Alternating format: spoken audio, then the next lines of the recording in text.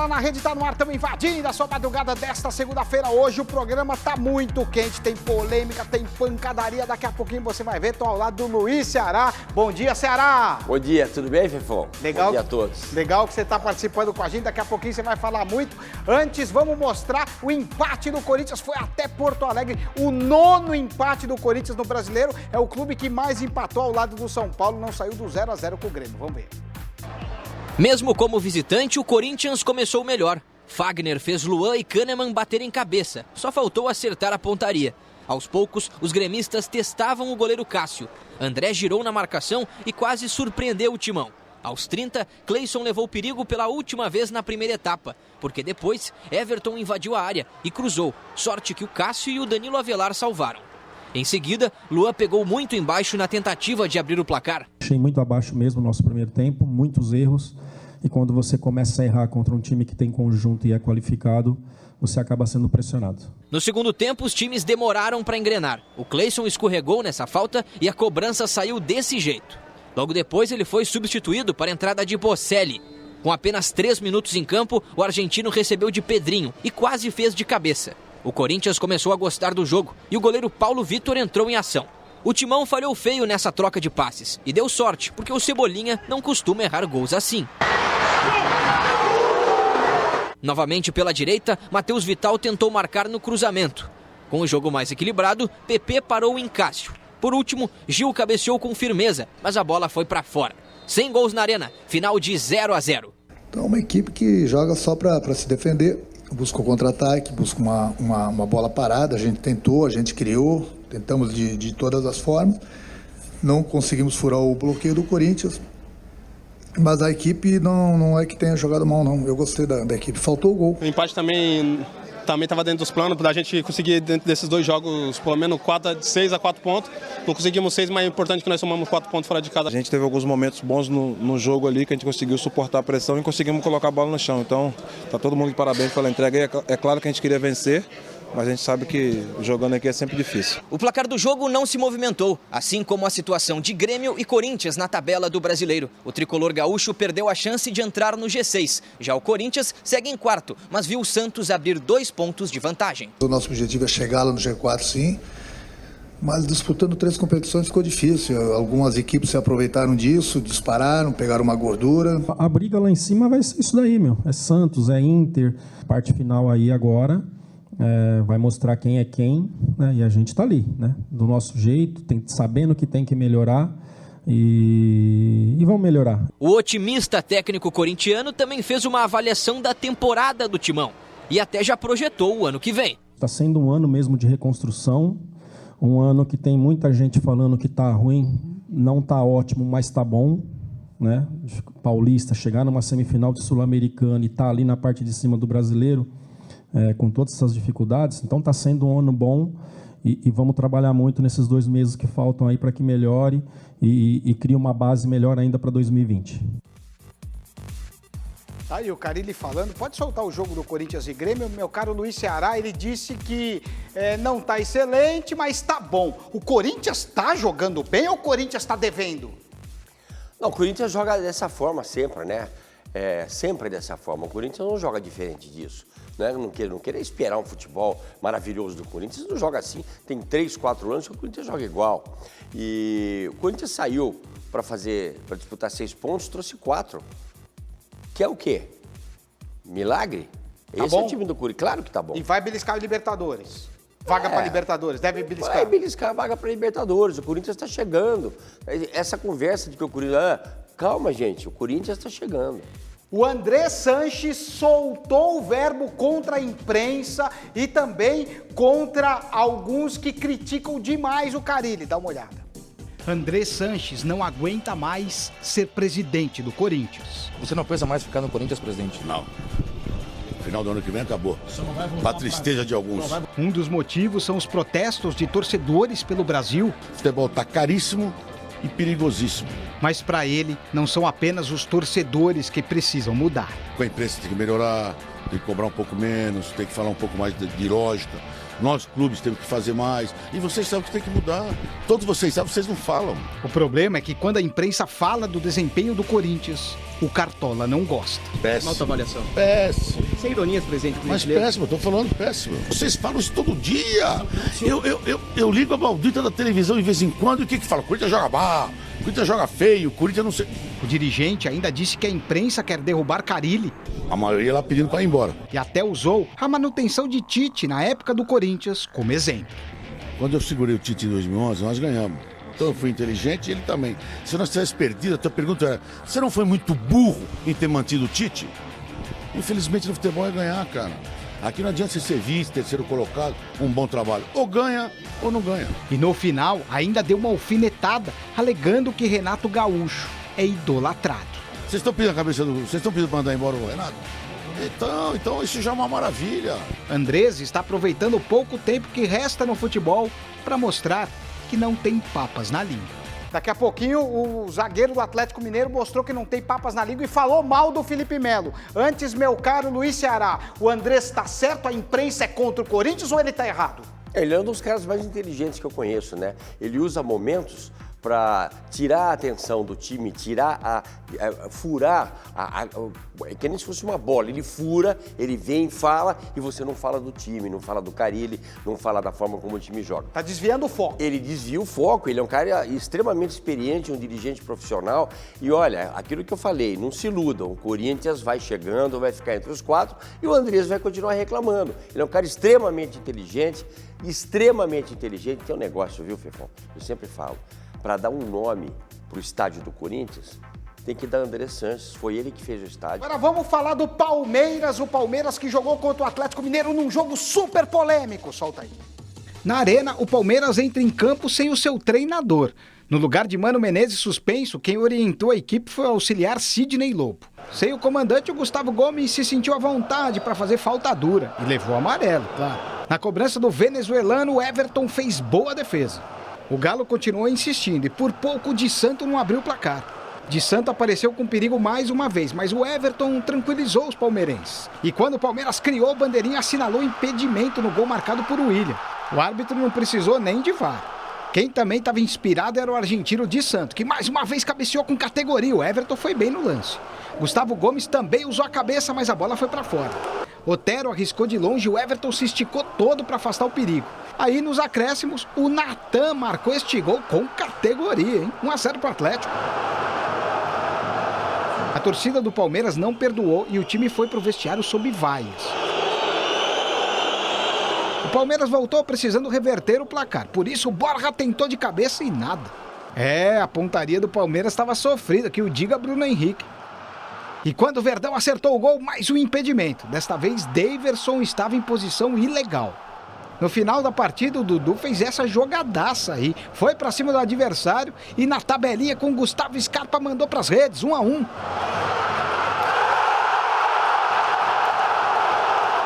Sabia que para entrar dentro da defesa do Atlético, como ele estava bem postado, era só em jogada individual. Fui feliz em dar o passe pro Scarpa. O Scarpa devolveu bem a bola. Eu pude concluir bem pro gol. O gol agitou a equipe que obrigou o Cleiton a trabalhar. Bruno Henrique arriscou de fora da área.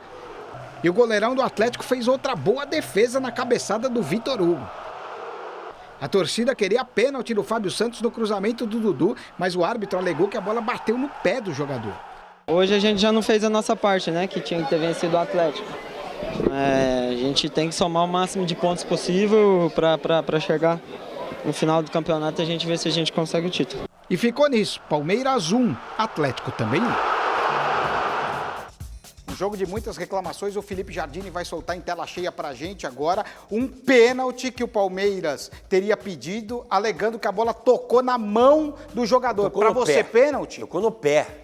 Tocou no pé, todo mundo, as televisões mostraram. Pra você não foi pênalti? Não, pegou no pé, não pegou na mão, pegou no pé do jogador. Perfeito. Agora o Igor Rabelo, que é o zagueiro do Atlético Mineiro, desceu a lenha. Ele reclamou de um pênalti e ainda falou mal do Felipe Melo. Dá uma olhada. Foi um empurrão forte, me atrapalhou eu continuar no local onde eu estava para cabecear a bola, até que ele que tira a bola.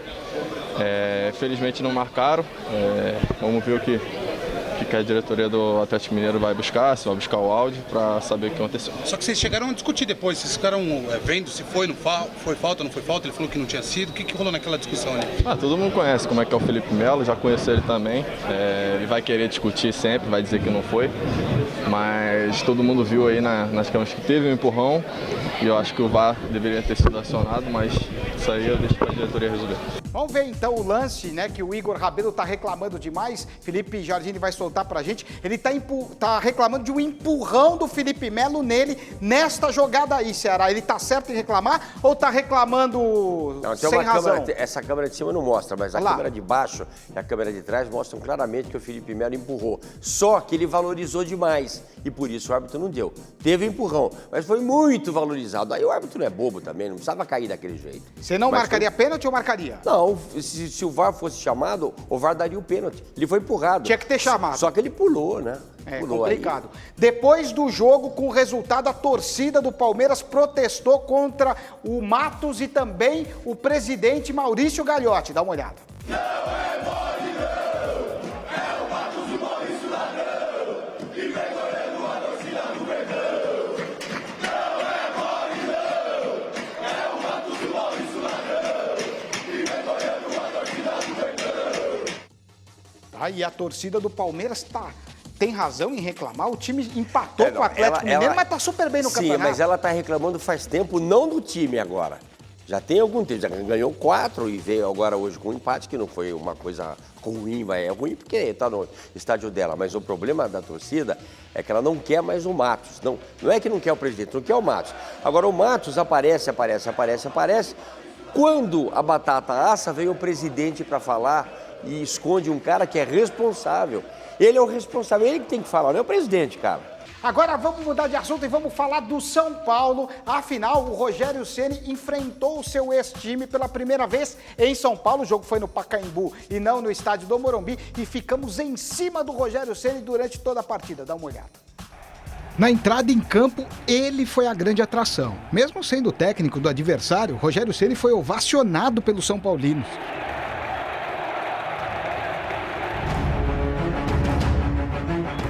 Ele bateu palmas para a nação tricolor, cumprimentou os repórteres e agradeceu demais o carinho. Eu sou muito grato de estar ainda trabalhando com o futebol, né? Depois de 4 anos saindo daqui do São Paulo, como atleta, poder ser recebido com todo carinho, lógico que me deixa extremamente feliz. Nas arquibancadas, 2 bandeirões foram exibidos.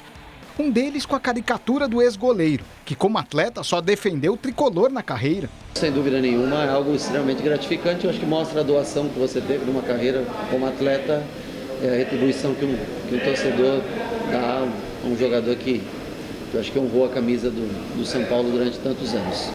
Antes da bola rolar, o técnico foi cumprimentado por todos os jogadores do São Paulo. E ainda mostrou um pouquinho de habilidade.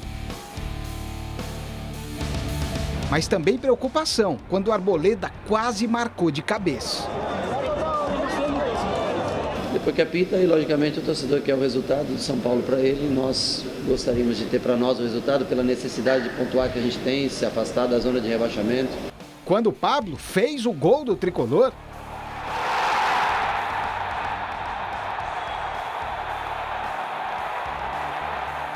a reação do comandante do Fortaleza foi essa. Na hora que ele levou o gol ali, eu acho que ele não sofreu tanto não. Ele é São Paulino também, ele ficou feliz. Aí o Rogério apelou para o conhecimento tático, chamou 2 atletas de canto e deu a maior bronca para tentar acertar o time. E eles ouviram, porque o Fortaleza criou uma boa chance a ponto de Gabriel Dias só ser parado por Reinaldo com pênalti. O Wellington Paulista empatou o jogo. E quando o Oswaldo quase virou para o Fortaleza, o banco aplaudiu e o Ceni fez cara de poucos amigos. E olha como fica o comandante quando o Antony quase faz o segundo para o tricolor. Só que o atacante do São Paulo continua tentando e quase marca no começo do segundo tempo. Inconformado com a pressão sofrida, Rogério Ceni divide a frustração com a galera do banco de reservas. Aí ele resolve agir e põe pilha no time. Foi o suficiente para Mariano Vasquez quase marcar. O banco aplaude, o Rogério Ceni não. Quando você tem a oportunidade, como nós tivemos num contra-ataque, de fazer o gol, não faz. E piora quando o Igor Gomes faz o segundo do tricolor. O chefão do Fortaleza fica com cara de poucos amigos. Olha no relógio para ver se dá tempo de empatar e fica bravo com a arbitragem. Afinal, o Fortaleza queria esse pênalti, alegando que o jogador do São Paulo meteu a mão na bola. Aí, quando o Vitor Bueno acertou a trave, o Rogério Ceni só gesticulou a cabeça. Final do jogo, o São Paulo ganhou, mas quem saiu ovacionado não foi o Fernando Diniz. Até eu ovaciono o Rogério Ceni, um dos maiores jogadores da nossa história do São Paulo e do futebol brasileiro, do futebol mundial. Então ele tem que ser sempre ovacionado, ainda mais aqui, que é a casa dele.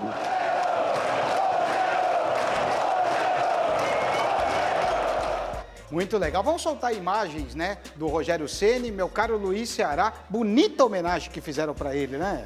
Vão fazer sempre. O Rogério Ceni foi um dos maiores jogadores da história do São Paulo. Como foi bem dito, ele é um jogador do mundo, né? Um cara que fez gols à vontade. Era um cara que decidia embaixo da trave, decidia na frente fazendo gols, né?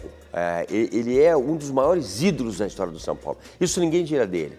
E se ele perder essa marra, se quebrarem essa marra dele, ele é um cara teimoso, um cara perfeccionista, se quebrarem essa marra e ele virar um treinador, ele ainda vai treinar o São Paulo com sucesso, é o que eu acho. Muito legal mesmo. Daqui a pouquinho, atenção, Dani Alves falou mal do técnico Cuca. Antes, vamos ver que o jogo do São Paulo parou por causa de Vespa. Eu não tô brincando não, dá uma olhada. Rogério Ceni não foi a única atração no Pacaembu. As Vespas também tomaram conta do lugar. O enxame se localizou na bandeirinha de escanteio e ficou lá durante toda a partida. Aí, quando o Daniel Alves foi cobrar o escanteio, saiu correndo. Ele pôs a mão na nuca porque foi picado por uma Vespa. Acho que minha mãe passou muita rapadura em mim, porque puta que pariu. Tô muito doce. Jogadores vão lá dar uma olhada para ver se o local tá inchado. Nunca tinha pensado que ia sofrer um ataque de abelha em pleno jogo. Já tinha sofrido lá na roça do meu pai, mas aqui não tinha, nunca esperava isso. Aí o Antony tomou coragem e foi cobrar o escanteio. Quando ele chegou perto, as Vespas foram para cima dele. Os atletas do Fortaleza mandaram abanar a bandeirinha de escanteio e foram conversar com o Dani Alves. O Wellington Paulista pediu pro lateral bater o escanteio e ele se recusou. A partida ficou parada um tempão por causa disso. Eu acredito que elas vieram num momento muito inadequado pra gente, porque a gente estava muito bem no jogo e no final ela acabou interceptando a nossa crescente no jogo. Mas o corajoso Jackson resolveu assumir a responsa. Ele chegou na bandeirinha, de mansinho, e conseguiu tirar ela de lá. Aí ele foi andando com todo cuidado. Resolveu tapar o rosto para se proteger e jogou ela longe. Aí, claro, ganhou aplausos da torcida. Depois que as Vespas debandaram, o fiscal da federação resolveu ir lá. Pegou a bandeirinha e colocou ela no lugar para que a partida continuasse. Que várzea tudo isso, é? Só no futebol brasileiro mesmo. Atenção, Dani Alves falou mal do técnico Cuca na comparação com o Fernando Diniz. Dá uma olhada. Cara, são duas ideias bem opostas, né? O Cuca prezava por marcações individuais, prezava por algumas coisas que conceitualmente, por parte dele, a equipe conseguia assimilar, outras não tanto. E eu acredito que o Diniz veio dar esse upzinho no nosso time, né? De mais posicionamento, mais organização tática, mais personalidade de jogar independente da zona ou do lugar. Nos implanta um pouco da modernidade do futebol. O futebol ele cresceu nos últimos tempos, qualquer equipe é capaz de complicar durante o jogo. E o Diniz ele dá essa leitura, né, que um jovem precisa, que uma equipe com tantos nomes, com tantos fenômenos como os que a gente tem, precisa às vezes de uma direção moderna, de uma direção tática. E o Diniz veio para aportar isso. Nas entrelinhas, ele disse que o Cuca é ultrapassado. É ultrapassado, será? Não é ultrapassado, mas existe coisa mais moderna que o Cuca. Por exemplo, o Fernando Diniz. Melhor. Não é melhor, é mais moderno, tem novas táticas, tem nova maneira de dirigir, é um cara que tem nova maneira de se relacionar com os jogadores. O Cuca já é um cara mais da antiga, ninguém duvida disso, né? Então o Fernando Diniz, que é um bom treinador, que é um cara moderno e que é um cara que conhece a maneira nova de se jogar, que é a maneira que tem na Europa, por exemplo, vamos falar bem claro, né? Ele consegue, com um bom elenco que tem o São Paulo, um excelente elenco do São Paulo, fazer o São Paulo jogar. E o Cruzeiro jogou contra o Internacional numa partida muito polêmica. Reclamaram de pênalti e teve quebra-pau depois do jogo. Dá uma olhada. No Mineirão, o jogo foi cercado por polêmica.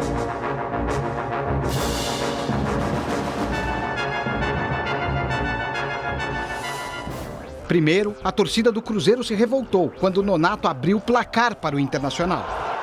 Depois foi a vez dos colorados reclamarem, quando o árbitro marcou pênalti de Patrick no Orejuela. Nem os jogadores do Cruzeiro sabiam o que ele estava revisando. Depois de rever a jogada, o árbitro Wagner do Nascimento Magalhães confirmou a penalidade. Alguns chegaram a dizer que tiveram vergonha, vontade, né, de sair de campo naquele momento, porque acontece mais uma vez, né, essa vergonha, né, para não dizer mais vergonha, porque já estão cansados de falar em vergonha. Na cobrança, Fred com paradinha empatou o jogo para o Cruzeiro. Mesmo assim, o resultado não foi suficiente para acalmar a torcida. Depois da partida, Abel foi cobrado na entrada do túnel. Revoltados, no final do jogo, a organizada do Cruzeiro foi até o estacionamento discutir com os diretores. E xingar o presidente Wagner Pires de Sá.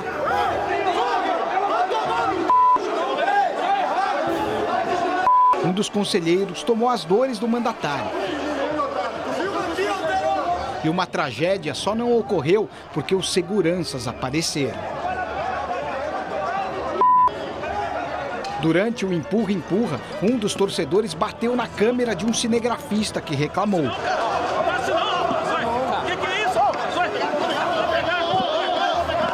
Os seguranças tiraram ele de lá. Mais uma cena lamentável do futebol. Você viu essas invasões, né, no estacionamento para reclamar? Várias invasões aconteceram no futebol brasileiro. O bicho tá pegando. Vamos ver. Os torcedores do São Paulo invadiram a privacidade de Leco. Foram até a casa do presidente protestar.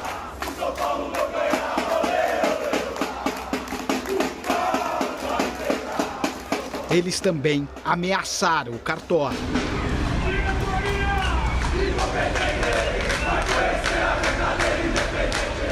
Então tá muito chato, cara. Tá perigoso, nego invadindo CT, nego querendo bater em jogador, em treinador, em dirigente. A cada rodada, os torcedores estão mais agressivos. O Botafogo que o diga. A galera invadiu o treino e foi tirar satisfação com os jogadores. É inadmissível.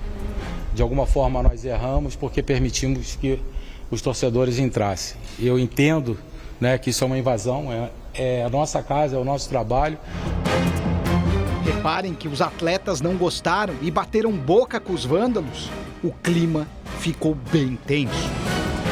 Todos aqui são homens, são profissionais, são pais de família que trabalham muito. Vocês acompanham o dia a dia nosso aqui, se trabalha muito apesar de todas as dificuldades. É muito complicado para a gente ter que administrar uma situação como essa.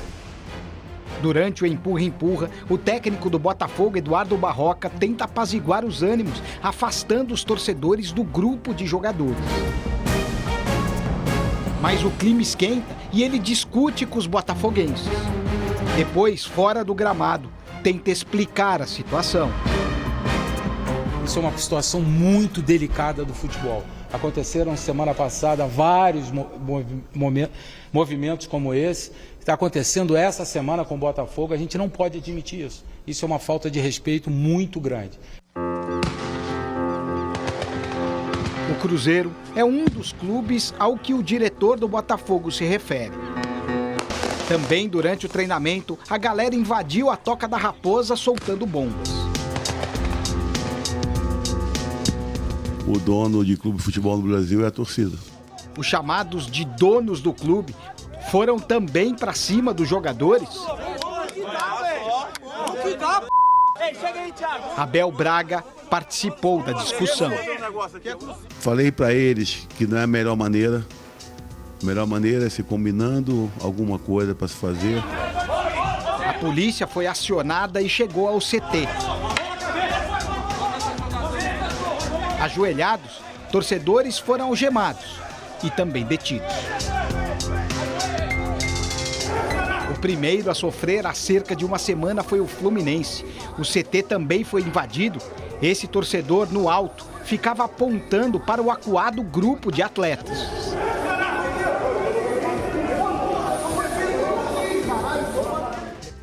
O técnico Sampaoli, que trabalhou muito tempo na Europa, acredita que isso acontece porque providências não são tomadas. Aunque em algum momento pode haver incidente maior, mas isso é parte, porque não passa nada. Parece que no Brasil a paz entre torcida e clube está bem longe de acabar.